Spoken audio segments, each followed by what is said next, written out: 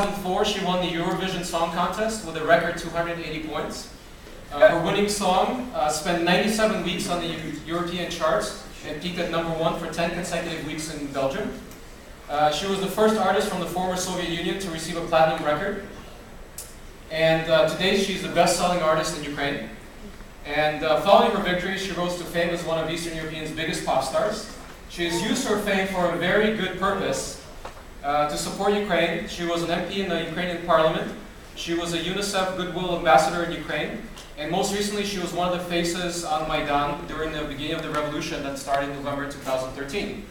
So she's been a very vocal supporter in the media to help Ukraine forge its modern identity and fights the misinformation that's being perpetuated every day. So please welcome.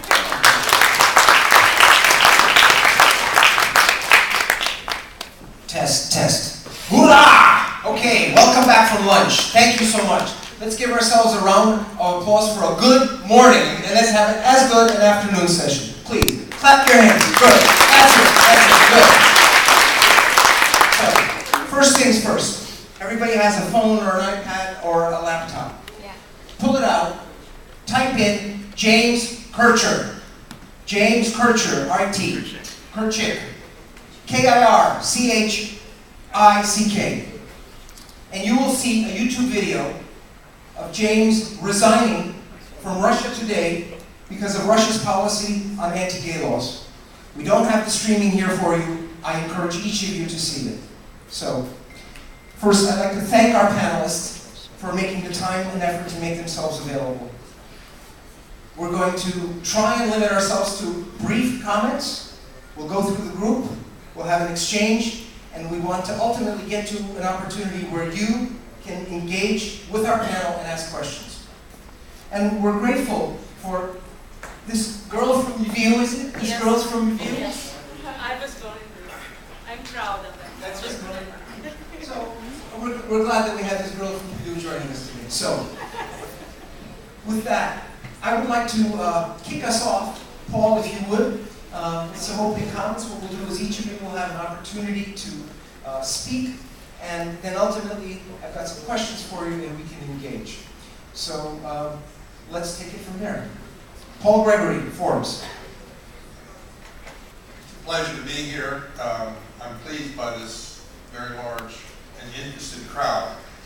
I've been, I would say, obsessed with the Ukrainian war story. I call it the war of Southeast Ukraine. I think we should call it a war, and we should use the word invasion, which many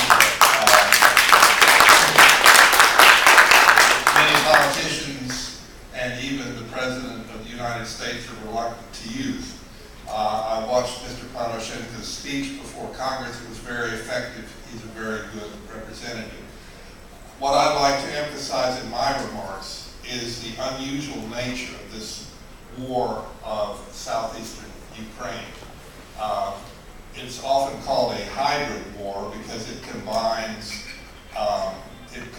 irregular troops, it combines all kinds of things not associated with the regular war, but what we're focusing on today is the importance of the disinformation war in this war on southeastern Ukraine. This information war is a highly sophisticated operation. Others will tell us more about how it works. When I write my Forbes column, I'm attacked by at least 10 or 15 or 20 Putin trolls whose job it is to attack me. But the disinformation war is aimed at three audiences in this war. The first audience is the Russian people, and anyone who has talked with relatives or friends from Russia knows that a very large percentage of the Russian population has been sucked in and believes this propaganda.